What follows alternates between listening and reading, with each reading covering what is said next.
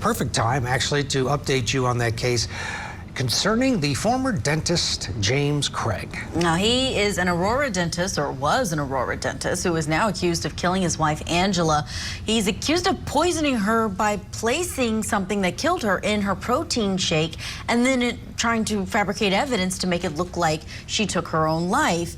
He's also charged with asking a fellow jail inmate to kill the lead detective investigating Angela's death. So before we get you back into the courtroom to watch these closing arguments, the judge had restrictions on cameras throughout this trial, only for the openings and now the closings. So let's get you caught up on the background of this case first. My name is Dr. Jim Craig, and I practice at Summerbrook Dental Group. James Craig was once a beloved dentist at Summerbrook Dental in Aurora, Colorado. Don't be worried about dentists. Just go to freaking Dr. Craig. He got you. Kids have felt comfortable being here, and so that's always been really important to us. He's always been seemed like a really nice guy. But coworkers began to suspect James of plotting his wife Angela's murder after noticing odd behavior around the office. While Angela was dying in the hospital, James's dental partner pulled police aside and told them they suspected James of poisoning her. According to court documents, James allegedly had potassium cyanide delivered to the office and did internet searches that included, quote, how many grams of pure arsenic will kill a human, and is arsenic detectable in autopsy? It's also alleged he put poisons in Angela's shakes, causing her to become ill and eventually killing her. Prosecutors now believe the father of 6 killed his wife to be with a woman named Karen Kane, someone he met at a dental conference 3 weeks before Angela's death. ABC sat down with Kane. You've been labeled the mistress in this story. Yeah, I don't like that label. If I had known what was true, I would not have been with this person.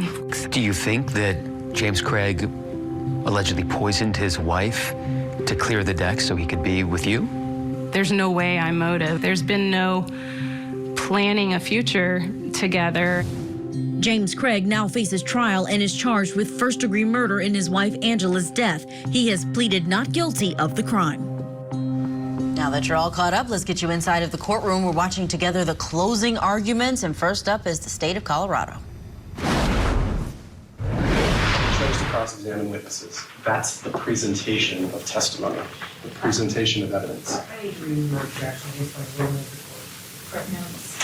They chose to offer exhibits. That's the presentation of evidence. They presented exhibits, including Angela Craig's journal. And what did they succeed in doing by presenting that journal to you? Feel free, take your time with it. What it shows is that Angela Craig was an incredibly thoughtful, patient, analytical, resilient, and hopeful person. Because this guy has been doing this stuff to her apparently since 2009. Remember some of the earliest entries that they talked about? 2009, how she was feeling about what he had done to her at that point, and then 2018, how she was feeling about what he had done to her at that point. And what does she do each time? She steers it back around to something positive. She looks to her faith, and she goes on, right? She went on to have multiple more children with him. She goes on to live another 14, 12 years from those earliest entries. She goes on to live another 5 years from those last entries. She is the ultra marathon runner of dealing with this man's betrayal. But she couldn't outrun it in University Hospital on March 15th. Let's talk about the evidence. December 2022, Angela catches him in the latest affair, right? He's up in Montana with Elizabeth Gore. And she says, don't come home, I don't want you here, I hope she was worth it. And what does he do? Well, she plans to leave him. She tells her sister, I'm leaving Jim. I'm gonna wait until after Christmas, but I'm done.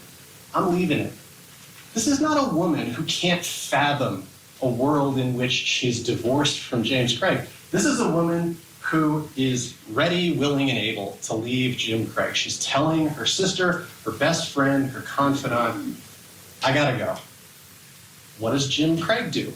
he talks her into staying. And how does he do that? He offers her some false statements.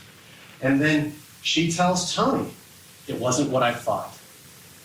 But what did Tony say when Ms. Moses was cross-examining her? It was, wasn't it?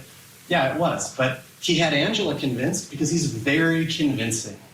He convinced Angela, I'm not sleeping with her. It's not sexual. You heard Elizabeth Gore. Yes, it was.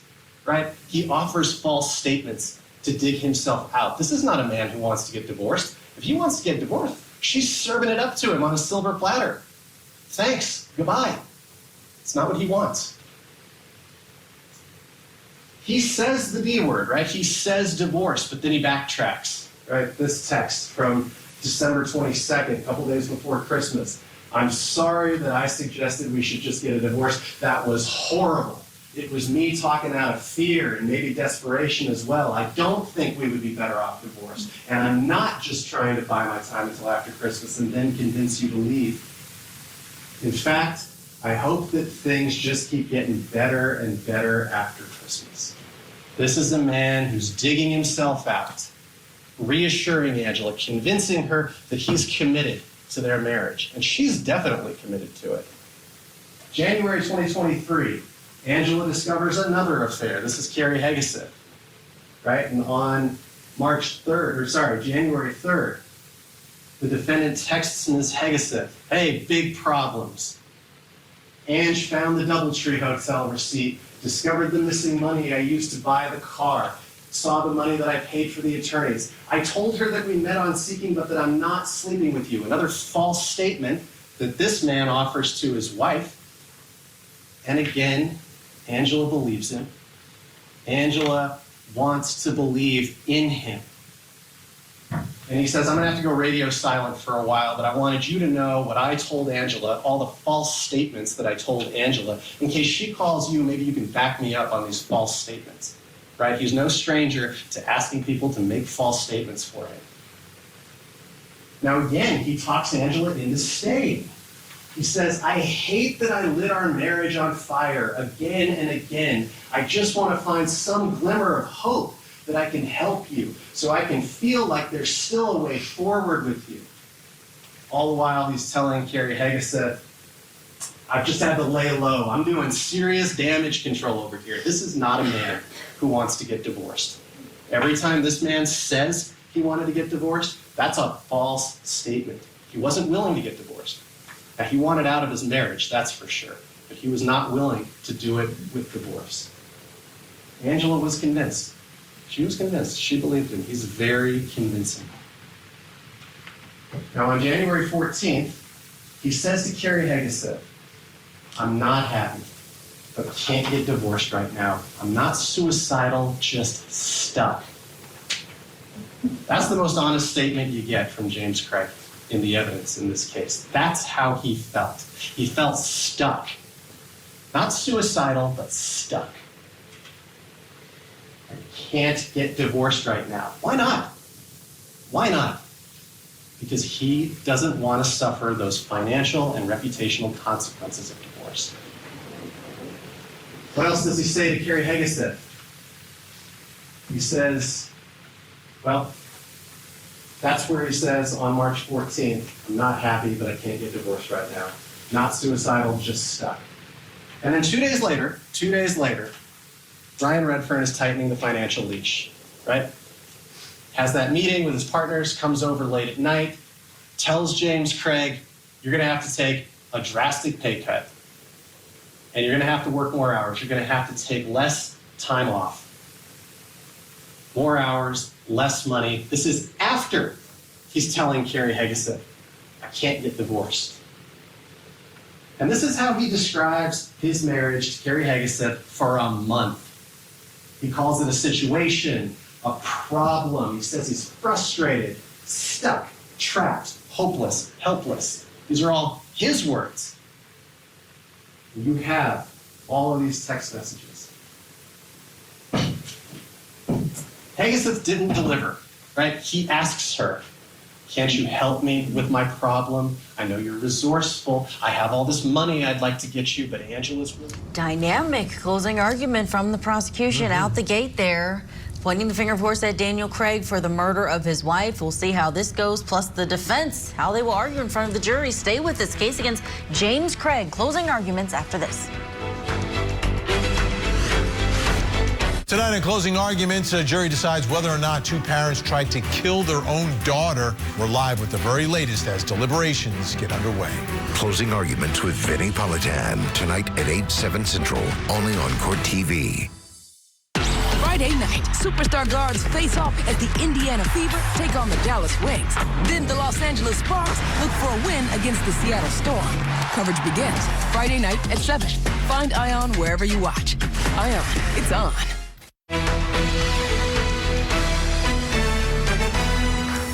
All right, welcome back to Court TV Live. Busy Tuesday here. We'll head back to Texas eventually once they're up and running again in the Delgado case. Also alert your attention to the deliberation clock. Well, we're getting about 2 hours in the Lee case, but right now we want to head back to Denver, Colorado, or outside of Denver, Colorado.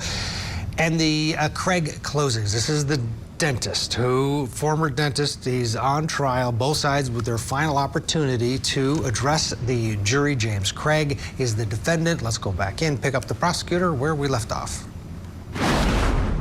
Angela's really good at sleuthing. If I could just solve my shitty problem, as he calls it, can you help me, can you help me, can you help me? Are we doing this? She didn't deliver, right?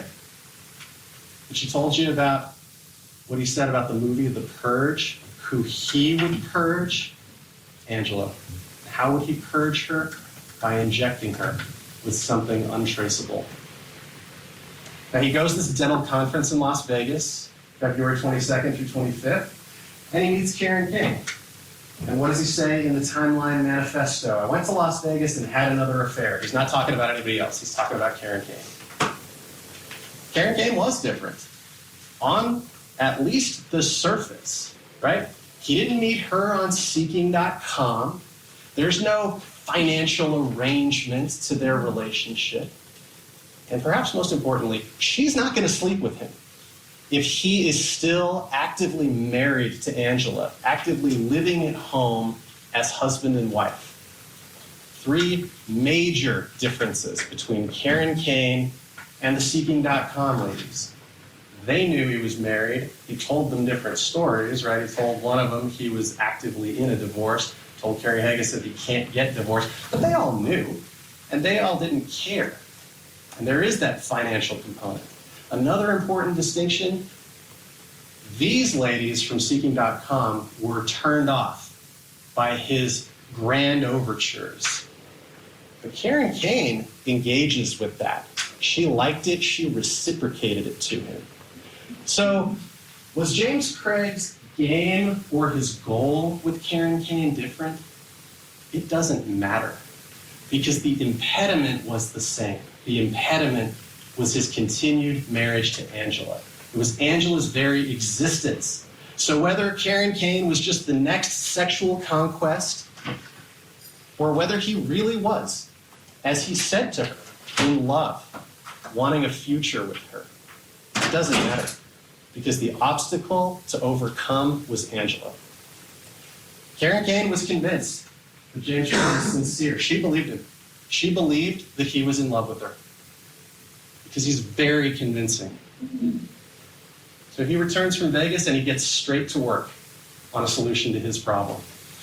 Monday the 27th, dozens of internet searches. Is there such a thing as an undetectable poison? Top 5 undetectable poisons that show no signs of foul play. And he orders the arsenic, right? And you see him leaving the house, being at the office at the time that these searches are occurring. And where's Angela? She's at home in the kitchen, cleaning a muffin pan. She is clueless about what he's doing. She's not participating in a super secret suicidal pact with this guy. She has no idea what his plans are for her.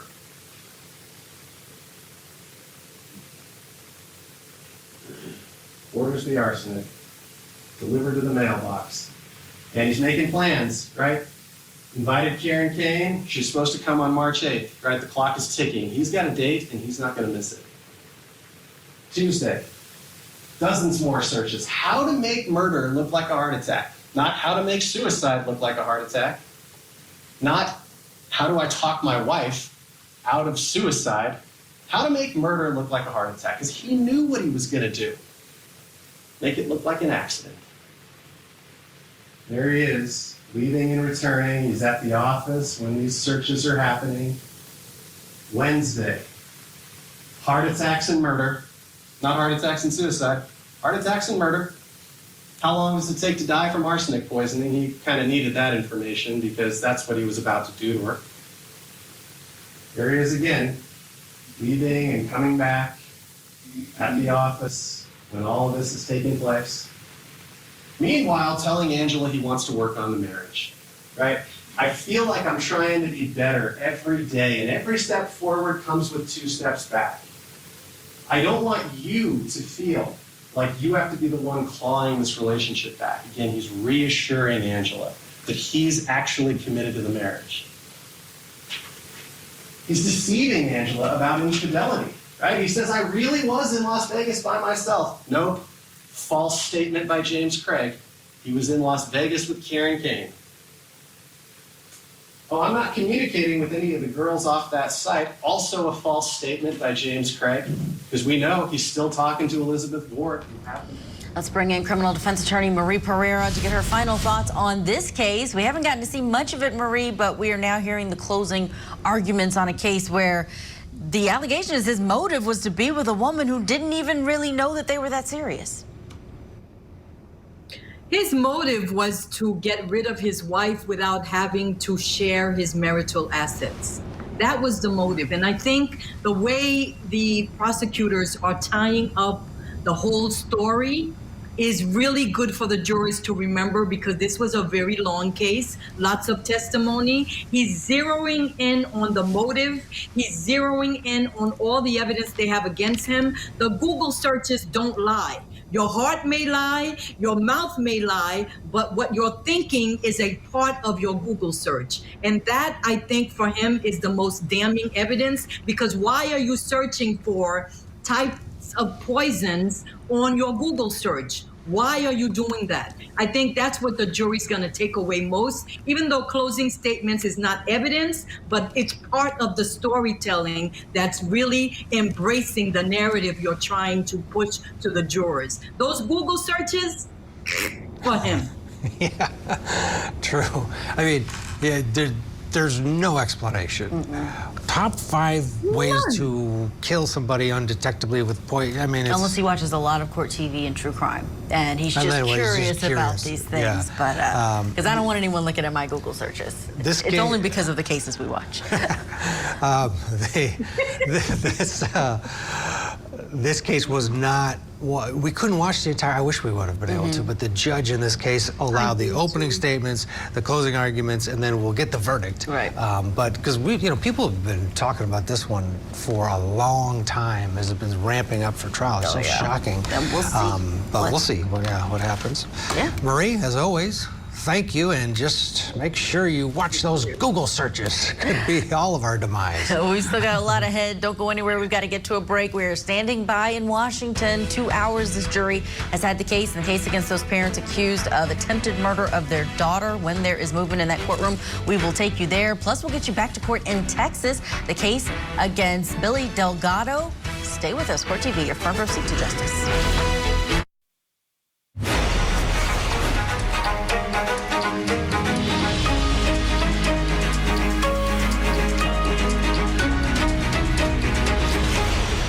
Welcome back to Court TV Live. I'm Julia Janae. Thank you for being with us this afternoon. We're beginning this hour in Colorado, where closing arguments are underway in the trial for former dentist James Craig.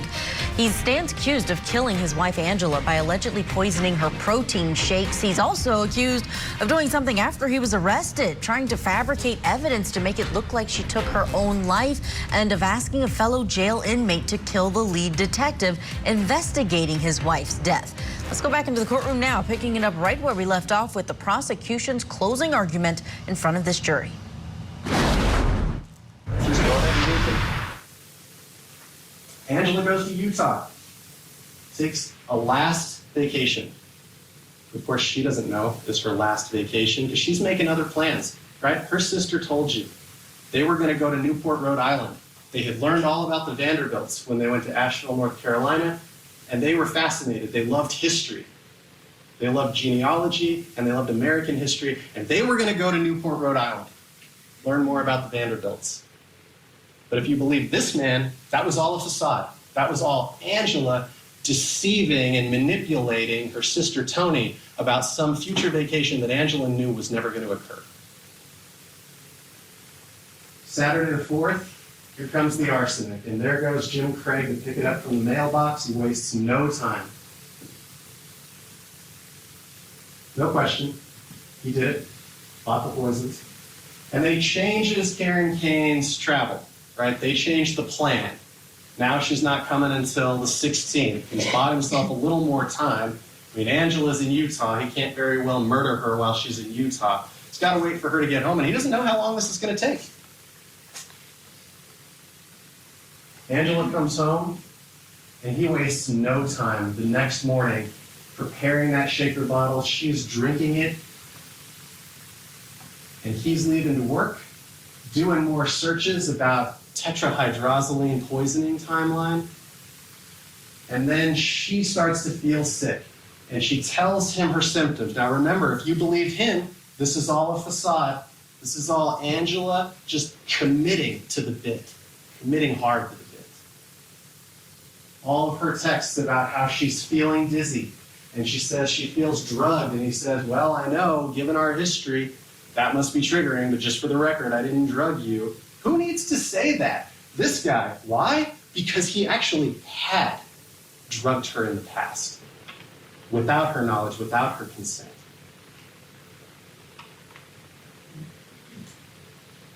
And then she's searching her symptoms. Again, if you believe him, this is all an act. This is Angela deceiving whoever might come across her phone. And he takes her to the ER. And that evening, he goes to the office. And this is where Caitlin Romero sees him lurking in the dark in exam room number 9. Why? Why? He's got an office. He's got his own computer in the office. Why is he lurking, doing those searches on computer number 9? Because he's trying not to get caught. He's trying not to do this stuff on his cell phone and his work laptop. He's doing it on a computer he doesn't think anybody is ever going to look at. And then he sends her that text about a personal package that's coming. And that was the oleander. Now, he never got it. But that night, he ordered the oleander. And here goes Angela, searching about her symptoms, possible diagnoses. Searching, trying to figure it out, but she has no clue. The next day, she spends all day searching for an explanation. All day. All day, from 6:39 a.m. until late into the evening. And then she's texting Jim, I might go to urgent care this morning. And we know she does go to an urgent care. And she says, the ER is useless. She's complaining. She's frustrated at the lack of answers. And she's communicating that to her husband. Now remember, if you believe him, it's all an act. All of this is just her flawlessly committing to the bit. Right? And they're talking all day about how she's feeling. Now, on Wednesday morning, James Craig goes to work furiously to get that cyanide, or to get that oleander, excuse me. He's emailing the supplier. I wanted to make sure it will be here this morning, right? And remember, if you believe any of his false narratives, he's a reluctant participant. He's not doing any more than the minimum that is required to get Angela what she needs to kill herself. Now, when we go through this part of the evidence, ask yourselves if that's a reluctant participant in a super secret suicidal pact or a man on a mission. Wanted to make sure it'll be here this morning. Meanwhile, he's texting with Angela. Very disappointed it hasn't even shipped yet. So I'm guessing it hasn't shipped yet. I'm very disappointed. This is him to the oleander supplier, right? This is not a reluctant person. This is a person who is relentless, ferocious in his pursuit of these poisons. So the oleander's delayed, he moves on to cyanide, right? And he's driving to their warehouse. Okay.